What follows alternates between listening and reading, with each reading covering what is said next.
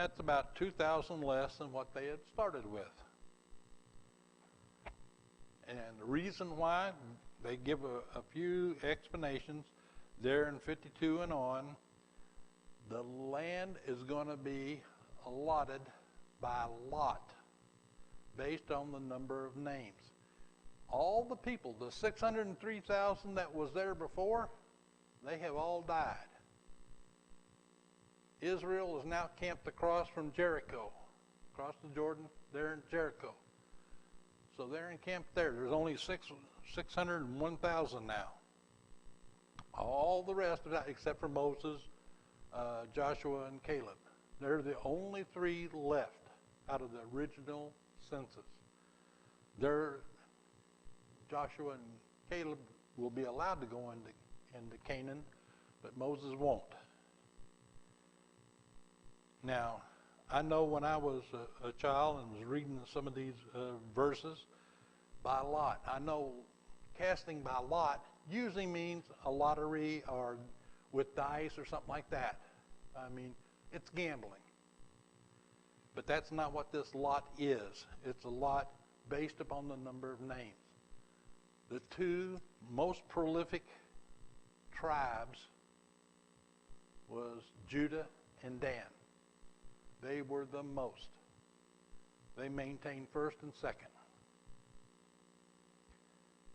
Now, what gets interesting is down there in 55. Be sure the land is distributed by lot. What each group inherits will be according to the names for its ancestral tribe. Each inheritance is to be distributed by lot among the larger and smaller groups. Now, yes. Oh, chapter 26.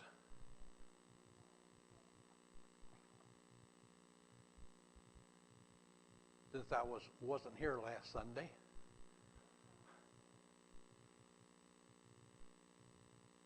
Now we also know that all the Levites were numbered, but they were done as a separate census because they were not allowed to be counted in the original. What was the criteria for counting somebody in the original census for all of Israel? 20 years old and older. In other words, it was a means of coming up with a poll tax, if you will, a means of determining the size of the army that you had, whichever way you want to look at it. What about the conditions for the tribe of Levi? What was the conditions there? You had to be 1 month old and older. A big difference. Well, then when you read down through here, when you get down to about 59, Kohath, just a little bit before, Kohath was the forefather of Amram. The name of Amram's wife was Jochebed, a descendant of Levi. I think, if I remember right, Amram was grandson.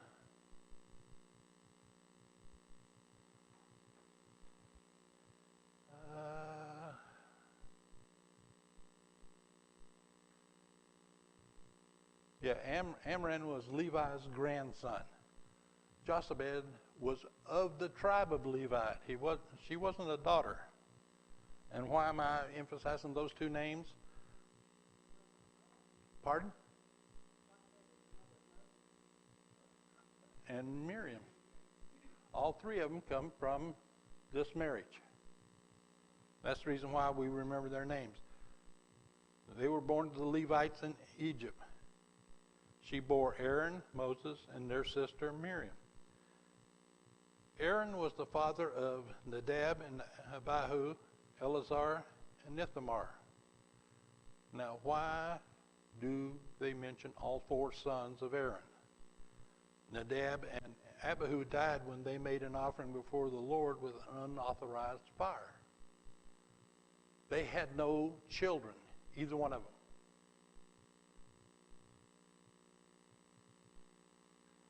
All the male Levites, a month old or more, numbered 23,000. Now, in the original census, there was about 22,000. So they increased in population, the Levite tribe, while Israel dropped about 2,000. I don't know if that's significant, but if you compare this back in, chapter 4 and 5, and take a look at the numbers, it gets interesting when you take a look at, wait a minute, there's a minor shift. We're not Jewish. We don't care about that, but it is interesting, or it should be to us a little bit, that, wow, I didn't know that. Because as we read in later books, these names pop back up again. And some of this history does become important. These are the ones counted by Moses and Eleazar the priest when they counted the Israelites on the plains of Moab by Jordan across from Jericho. Not one of them was among those counted by Moses and Aaron the priest when they were counted, the Israelites in the desert of Sinai. For the Lord had told those Israelites they would surely die in the desert, and not one of them was left, except Caleb, son of Jephunneh, and Joshua, son of Nun. Pardon? The 2 faithful spies that said, let's go into Canaan and take it. But the other 10 said no.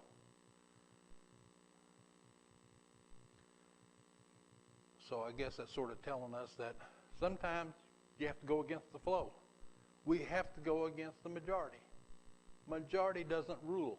God rules. Now pardon? Majority is mob. Right. That's the mob rule. And sometimes, more times than not, the mob is wrong, especially in today's society. We have a mob rule in a lot of ways. Now we come to chapter 27, and this becomes a rather strange area. The daughters of Zelophehad, son of Hephner, son of Gilead, the son of Machir, and the son of Manasseh, belonged to the clans of Manasseh, son of Joseph. And here's the daughters' names. I'm not going to try to pronounce these. They approached the entrance to the tent of meeting and stood before Moses and Eleazar the priest, the leaders, and the whole assembly, and said, our father died in the desert. He was not among Korah's followers who banded together against the Lord, but he died for his own sin and left no sons. Why should our father's name disappear from his clan because he had no son? Give us property among our father's relatives. Why do I think that is strange?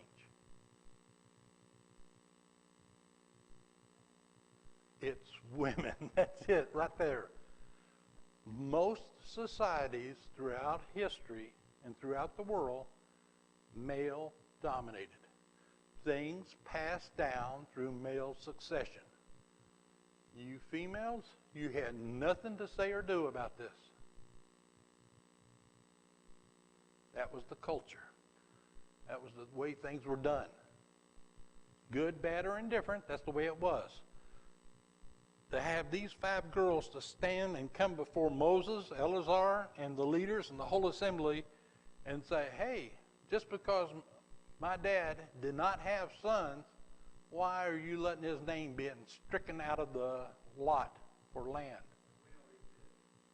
That's like saying, I don't exist, so I have to go and get married to get me land? That's not right. That's not fair. Somebody's standing up for their rights, so to speak, as we say today, right? Okay. So what did Moses do? Moses brought their case before the Lord, and the Lord said to him, what these daughters are saying is right. You must certainly give them property as an inheritance among their father's relatives and turn their father's inheritance over to them. First got recognition for women's rights. Okay. Say to the Israelites, if a man dies and leaves no son, turn his inheritance over to his daughter. If he has no daughter, give his inheritance to his brothers. If he has no brothers, give his inheritance to his father's brothers. If his father had no brothers, give his inheritance to the nearest relative in his clan, that he may possess it. This is to be a legal requirement for the Israelites as the Lord commanded Moses. So, a boy and a girl in a family, the father dies, the property goes to the son. If there is no son, it goes to the daughter. If there's neither one, it goes to the father's brothers. Notice how that succession works? It seems remarkable that, first off, women would stand up and demand their rights and their just due. I mean, that is a very, very, very, very strong statement by women at that period of time in history and culture. Israelites never did anything like that. It's like right here. Women, you are to be quiet here in the assembly, right? They are standing up and speaking up. So to me, that seems more incredulous that they're speaking up, because men did all the teaching. They did all the talking. Women did not talk when they met. Pardon?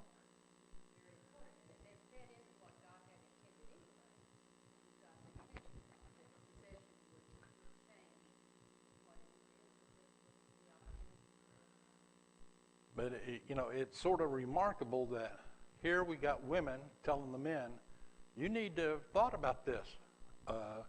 Gee, I never thought about that because I've always had the benefits. I'm a male. But it's 5 sisters. Now, how many other women thought the same thought? A lot of them, I'm sure.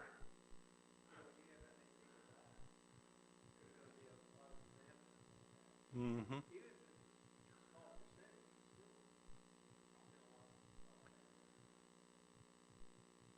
I mean, it is sort of a strange thing.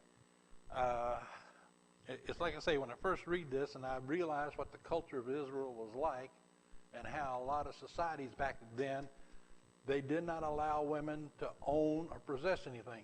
Men possessed it all. They owned it. Women didn't. How did things pass down? How did some women accumulate a lot of land? Makes you wonder. Marry, remarry, but once her husband dies, the property is passed down through the male line, not through the female. So if she was to remarry, she doesn't bring that land with her. There's a market change. God says it is fair and honest and right. Give the women their due. Then the Lord said to Moses, go up this mountain in the Abiram range and see the land I have given the Israelites. After you have seen it, you too will be gathered to your people as your brother Aaron was.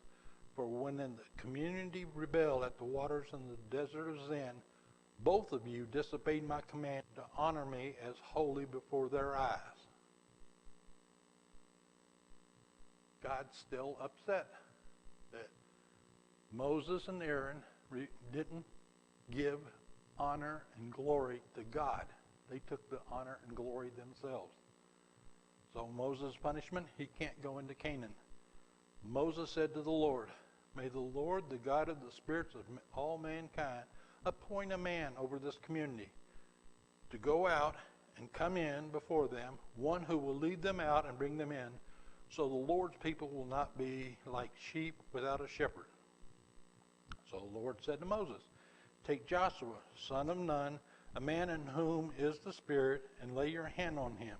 Have him stand before Eleazar the priest and the entire assembly, and commission him in their presence Give him some of your authority so the whole Israelite community will obey him. He is to stand before Eleazar the priest, who will obtain decisions for him by inquiring of the Urim before the Lord. At his command, he and the entire community of the Israelites will go out, and at his command they will come in. Moses did as the Lord commanded him. He took Joshua and had him stand before Eleazar the priest and the whole assembly. Then he laid his hands on him and commissioned him as the Lord instructed through Moses. Real quick, back up there in 21. Joshua is going to stand before Eleazar the priest, who will obtain decisions for him by inquiring of the Urim before the Lord. Notice that change? Moses talked directly to God, got his decision straight from God. But now Joshua, the leader of Israel, is going to get it from the high priest instead. A marked change in the way Israel is being led. Is that significant? I don't know. Pardon? I think it is, but how significant is it? I mean, what import does it have to us and what we do?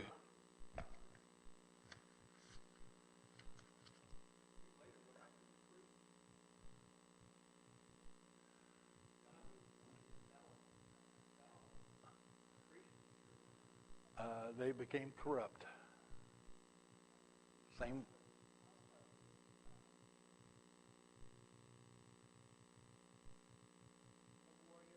Pardon? Was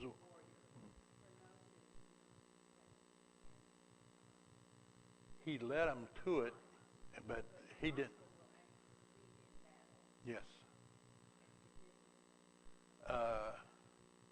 Moses was like a planning general. Okay, this is what we're going to do. You guys go out and do it.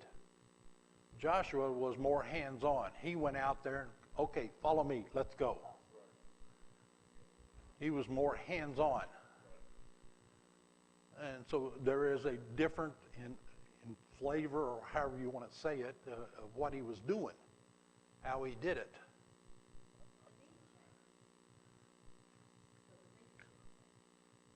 They're getting ready to go into Canaan. There's going to be a lot of fights going on, a lot of wars, battles. I know it's like on YouTube and in Facebook, looking at a lot of these different talks that are on these subjects. If we got a good and fair and just and honest and truthful and forgiving God, why did he have them go in Canaan and kill all these people? They were evil. Pure and simple. They'd had hundreds of years to come to know who God was. They refused. They worshiped Baal. They worshiped these other gods, quote unquote. These little gods. Well, I mean, I always thought it was, boy, this seems like a harsh punishment. Moses can't go into Canaan because he didn't give God the glory. He hit the rock instead of speaking to the rock. Must we hit this rock and make water come out? We, me and Aaron. Not God. Doesn't that seem like a harsh punishment? Yes, Liz.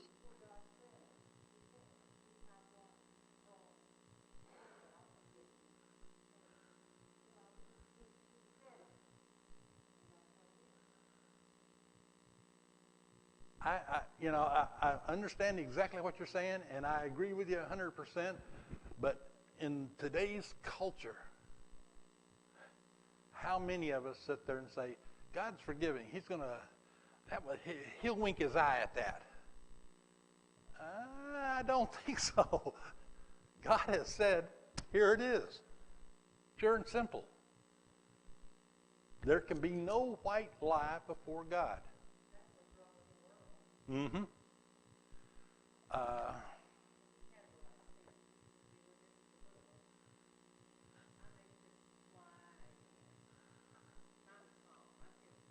Oh, yes. Well, it's like, okay, my big thing is bywords. And I know everybody here knows what the bywords are. Dang it, gosh, darn it, shoot, and all these other words.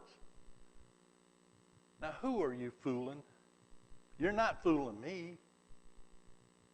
You're only fooling yourself. You think you're fooling God? He knows what you were thinking. You really meant to say those other words. Right?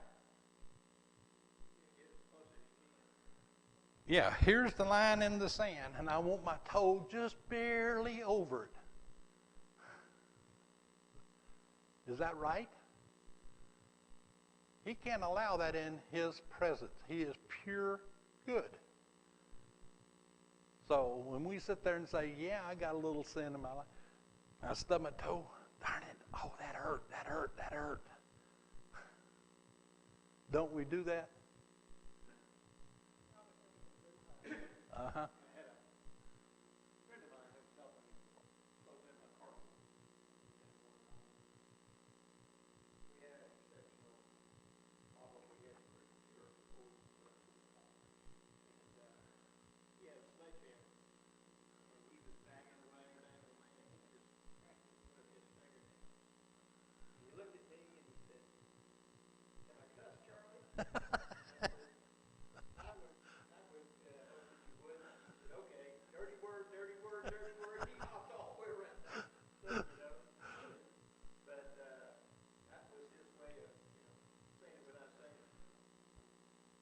Back in the old days, you had to be careful. You cannot use the Lord's name in vain. So how did they get around it? They would swear by Jerusalem, by, one of their parents maybe.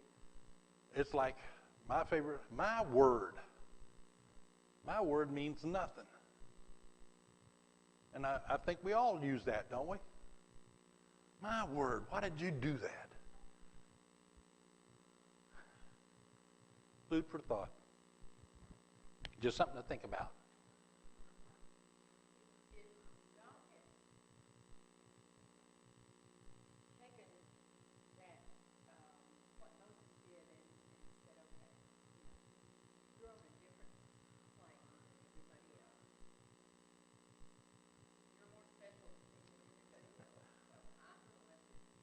He talks to him.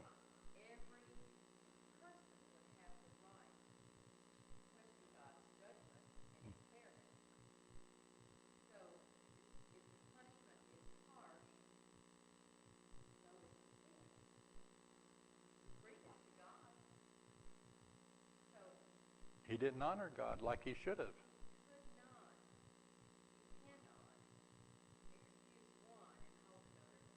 Right. He's not two-faced. He doesn't say one thing and does something else. Everything has to be uniform and consistent. Like you say, Moses talked with God. He was very, very special. But he didn't treat him any different than anybody else, like you and me. He's not going to treat us any different. I don't care how good. I don't care how many times you stand up and preach the message. I don't care how many people you baptize. That means nothing. If you sin, you sin. And that's all he's going to look at. If you got sin in your life, he wants it gone. He wants you, period. Pure, simple. He wants your love. And that's it. Nothing more. Bring nothing else to the table except that for him.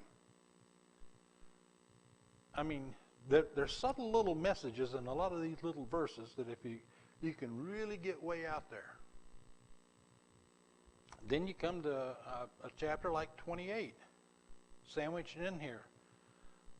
The Lord said to Moses, give this command to the Israelites and say to them, see that you present to me at the appointed time the food for my offerings made by fire as an aroma pleasing to me.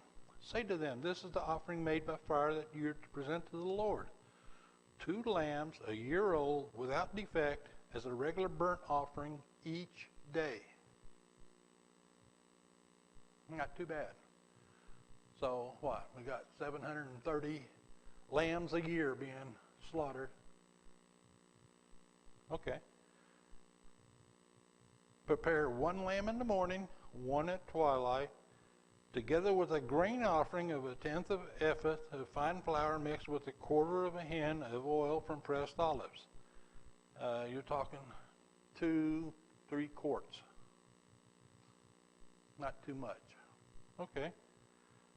This is the regular burnt offering instituted at Mount Sinai as a pleasing aroma, an offering made to the Lord by fire. The accompanying drink offering is to be 1/4 of a hin of fermented drink with each lamb.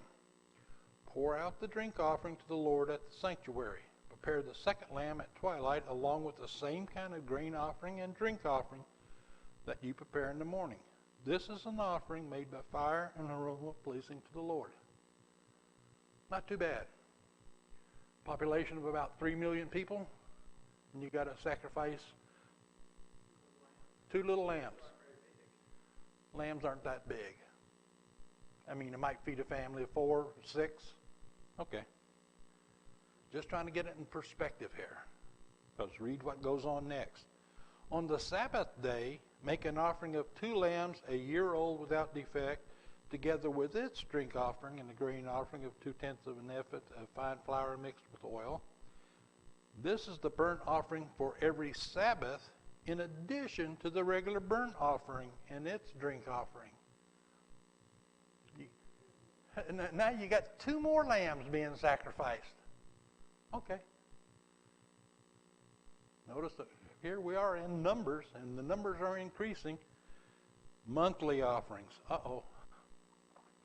On the first of every month, present to the Lord a burnt offering of 2 young bulls, 1 ram, and 7 male lambs a year old, all without defect.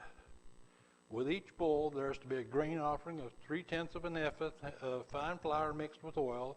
With the ram, a grain offering of 2/10 of an ephah of fine flour mixed with oil. And with each lamb, a grain offering of 1/10 of an ephah of fine flour mixed with oil. This is for a burnt offering, a pleasing aroma, an offering made to the Lord by fire. With each bull, there is to be a drink offering of 1/2 a hin of wine, with the lamb 1/3 of a hin, and with each lamb 1/4 of a hin. This is the monthly burnt offering to be made at each new moon during the year. Besides the regular burnt offering, with its drink offering, 1 male goat will be presented to the Lord as a sin offering. This is in addition to the daily offerings and the Sabbath offering. We're increasing the number of sacrifices. That's a lot of animals right there every month. You got the bull, and you got the rams, and you got the lambs. Whew. Now, a lot of blood. How do you keep the place clean? How do you keep it ceremonially clean? It takes a whole tribe to do it. I mean, now you start getting pictures in your mind. Boy, this little tent of meeting, and this is the sanctuary, and here's the altar where they're sacrificing all. That's a lot of butchering going on. Thank God we don't live under the Old Testament. We don't live under those conditions anymore, ever.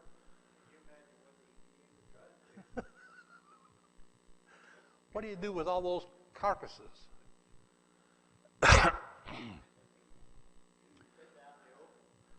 Well, we're not done yet. The Passover. On the 14th day of the first month of the Lord's Passover is to be held. On the 15th day of this month, there is to be a festival. For 7 days, eat bread made without yeast. On the first day, hold a sacred assembly and do no regular work. Bread without yeast. Where do we get this? And do no regular work. What do you mean regular work? Present to the Lord an offering made by fire, a burnt offering of 2 young bulls, 1 ram, and 7 male lambs a year old, all without defect. With each bull, prepare a grain offering of 3/10 of an ephah of fine flour mixed with oil. With the ram, 2/10, and with each of the 7 lambs, 1/10. Include 1 male goat as a sin offering to make atonement for you. Prepare these in addition to the regular morning burnt offering. In this way, prepare the food for the offering made by fire every day for 7 days as an aroma pleasing to the Lord. It is to be prepared in addition to the regular burnt offering and its drink offering. On the 7th day, hold a sacred assembly and do no regular work. Now we gotten way up here on the amount of animals being killed. Still hasn't impressed you yet? Look at the rest of 28. On the day of first fruits, when you present to the Lord an offering of new grain during the fast of weeks, hold a sacred assembly and do no regular work. Present a burnt offering of 2 young bulls, 1 ram, and 7 male lambs, a year old, as an aroma pleasing to the Lord. With each bull, there is to be a grain offering of 3/10 of an ephah of fine flour mixed with oil. With the ram, 2/10, and with each of the 7 lambs, 1/10. Include 1 male goat to make atonement for you. Prepare these together with their drink offerings, in addition to the regular burnt offering and its grain offering. Be sure the animals are without defect. That's a lot of what's going on here. Again, the reason why I'm trying to emphasize it is imagine this tent, the Holy Tabernacle, and you got that one altar, and all these animals in the morning, all day long, and in the evening. Those priests are doing a lot of slaughtering. That's a lot of labor. And then plus making certain that all the drink offering and all the grain offering is being offered too.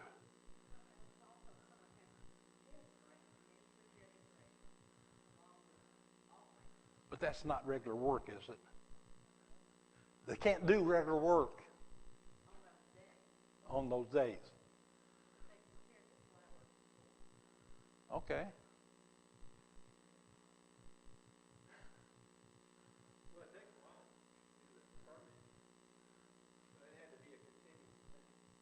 I think it's significant that he mentions a fermented drink in there. I mean, why did he mention that? Fermented drink, fermented wine.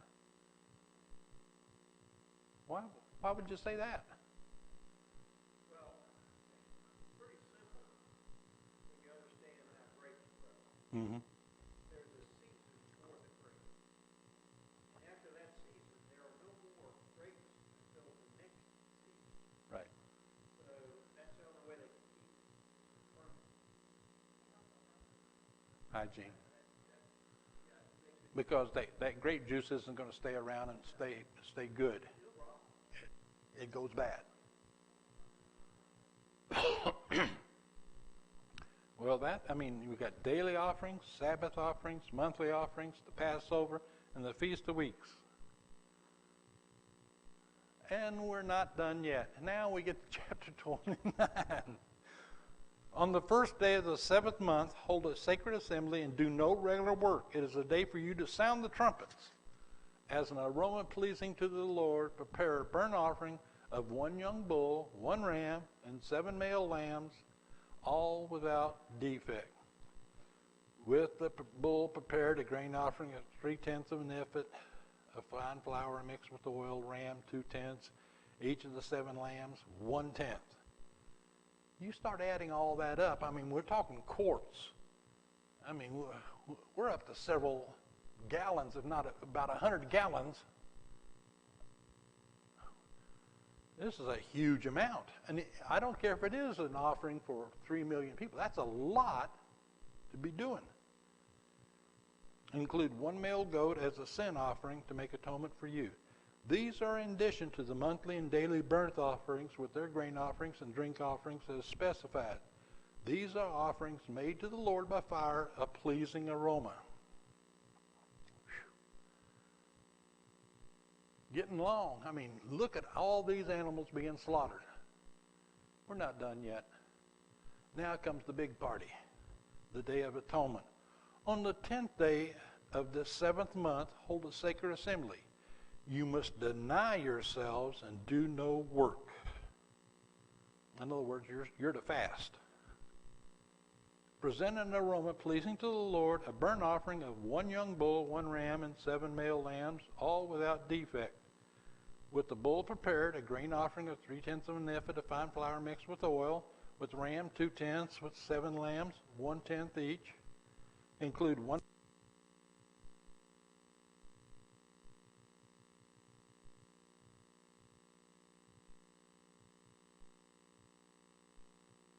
Yeah, battery.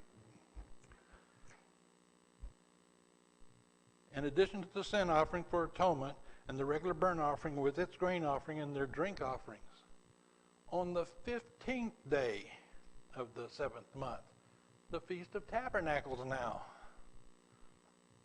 Hold a sacred assembly, do no regular work, celebrate a festival to the Lord for 7 days. Present an offering made by fire and an aroma pleasing to the Lord, a burnt offering of 13 young bulls. No, what, a bull is probably about 1,000 pounds dressed weight. That'll feed a lot of people.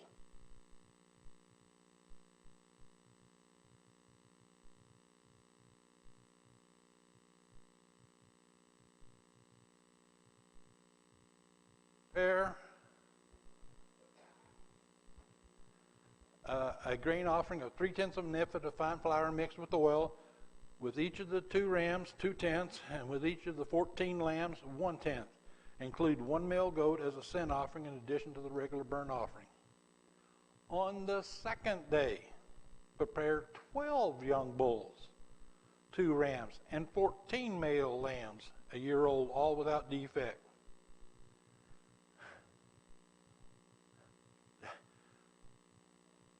I'm taking the 7th month off. I'm